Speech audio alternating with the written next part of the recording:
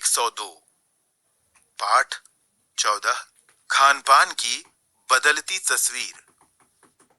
पिछले 10-15 वर्षों में हमारी खानपान की संस्कृति में एक बड़ा बदलाव आया है। इडली, डोसा, वड़ा, सांभर, रसम अब केवल दक्षिण भारत तक सीमित नहीं है।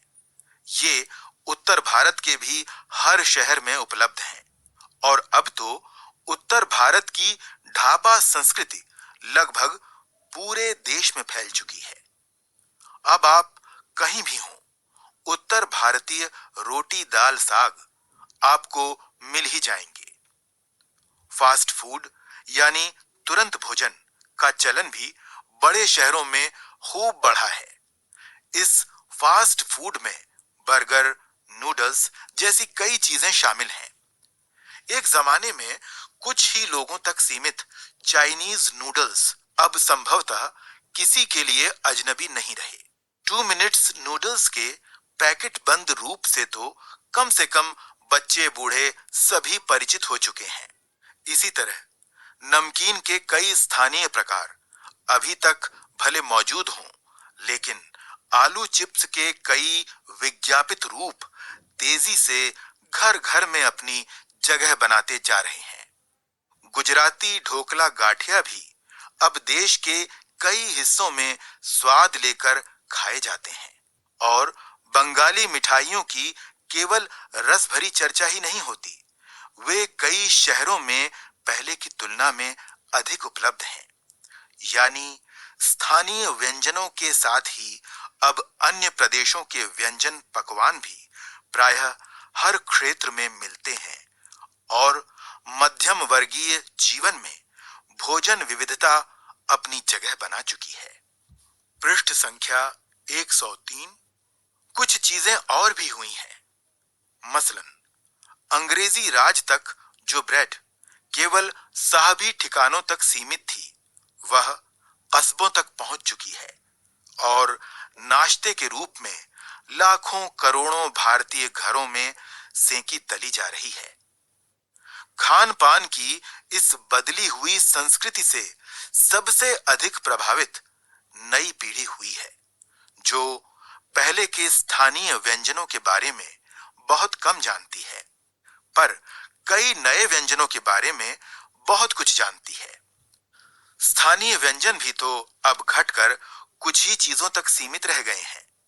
बंबई की पाव भाजी और दिल्ली के छोले कुलचों की दुनिया पहले की तुलना में बड़ी जरूर है, पर अन्य स्थानीय व्यंजनों की दुनिया में छोटी हुई है। जानकार ये भी बताते हैं कि मथुरा के पेड़ों और आगरा के पेठे नमकीन में अब वह बात कहां रही। यानी जो चीजें बची भी हुई हैं, उनकी गुणवत्ता में फर्क पड़ा है। फिर मौसम और ऋतुओं के अनुसार फलों, खाद्यान्नों से जो व्यंजन और पकवान बना करते थे, उन्हें बनाने की फुर्सत भी अब कितने लोगों को रह गई है। अब गृहिणियों या कामकाजी महिलाओं के लिए खरबूजे के बीज सुखाना, छीलना और फिर उनसे व्यंजन तैयार करना सचमुच दुस्साध्य है। यानी हम पाते हैं कि एक ओर तो स्थानीय व्यंजनों में कमी आई है, दूसरी ओर वे ही देसी विदेशी व्यंजन अपनाए जा रहे हैं जिन्हें बनाने पकाने में सुविधा हो।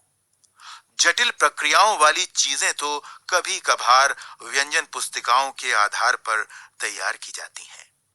अब शहरी जीवन में जो भागम भाग है, उसे देखते हुए यह स्थिति स्वाभाविक लगती है। फिर कमर तोड़ महंगाई ने भी लोगों को कई चीजों से धीरे धीरे वंचित किया है। जिन व्यंजनों में बिना मेवों के स्वाद नहीं आता, उन्हें बनाने पकाने के बारे में भला कौन 4 बार नहीं सोचेगा। पृष्ठ संख्या 104।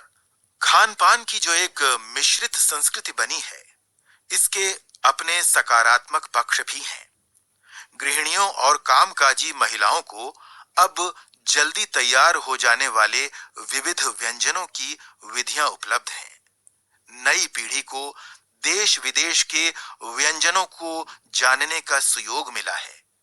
भले ही किन्हीं कारणों से और किन्हीं खास रूपों में, क्योंकि यह भी एक सच्चाई है कि ये विविध व्यंजन इन्हें निखालिस रूप में उपलब्ध नहीं है। आजादी के बाद उद्योग धंधों, नौकरियों, तबादलों का जो एक नया विस्तार हुआ है, उसके कारण भी खान पान की चीजें किसी एक प्रदेश से दूसरे प्रदेश में पहुंची हैं।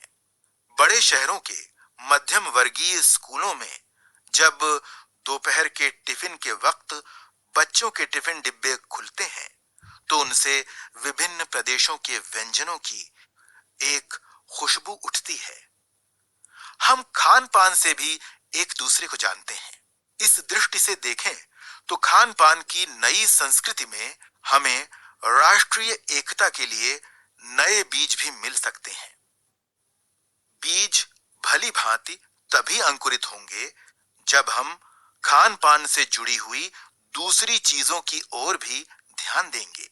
मसलन हम उस बोली बानी, भाषा भूषा आदि को भी किसी न किसी रूप में ज्यादा जानेंगे जो किसी खान पान विशेष से जुड़ी हुई है। इसी के साथ ध्यान देने की बात यह है कि स्थानीय व्यंजनों का पुनरुद्धार भी जरूरी है, जिन्हें अब एथनिक कहकर पुकारने का चलन बढ़ा है। ऐसे स्थानीय व्यंजन केवल 5 सितारा होटलों के प्रचारार्थ नहीं छोड़ दिए जाने चाहिए। 5 सितारा होटलों में वे कभी कभार मिलते रहें, पर घरों बाजारों से गायब हो जाएं तो यह एक दुर्भाग्य ही होगा। अच्छी तरह बनाई पकाई गई पूड़ियां, कचौड़ियां, जलेबियां भी अब बाजारों से गायब हो रही हैं। मौसमी सब्जियों से भरे हुए समोसे भी अब कहां मिलते हैं। उत्तर भारत में उपलब्ध व्यंजनों की भी दुर्गति हो रही है। पृष्ठ संख्या 105। अचरज नहीं कि पहले उत्तर भारत में जो चीजें गली मोहल्लों की दुकानों में आम हुआ करती थीं, उन्हें अब खास दुकानों में तलाशा जाता है। यह भी एक कड़वा सच है कि कई स्थानीय व्यंजनों को हमने तथाकथित आधुनिकता के चलते छोड़ दिया है और पश्चिम की नकल में बहुत सी ऐसी चीजें अपना ली हैं जो स्वाद, स्वास्थ्य और सरसता के मामले में हमारे बहुत अनुकूल नहीं है। हो यह भी रहा है कि खान पान की मिश्रित संस्कृति में हम कई बार चीजों का असली और अलग स्वाद नहीं ले पा रहे। अक्सर प्रीति भोजों और पार्टियों में एक साथ ढेरों चीजें रख दी जाती हैं और उनका स्वाद गड्ड-मड्ड होता रहता है।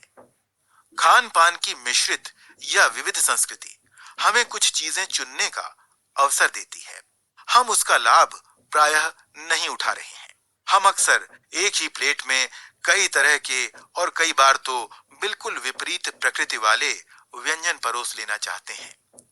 इसलिए खान पान की जो मिश्रित विविध संस्कृति बनी है और लग यही रहा है कि यही और अधिक विकसित होने वाली है, उसे तरह तरह से जांचते रहना जरूरी है। लेखक प्रयाग शुक्ल।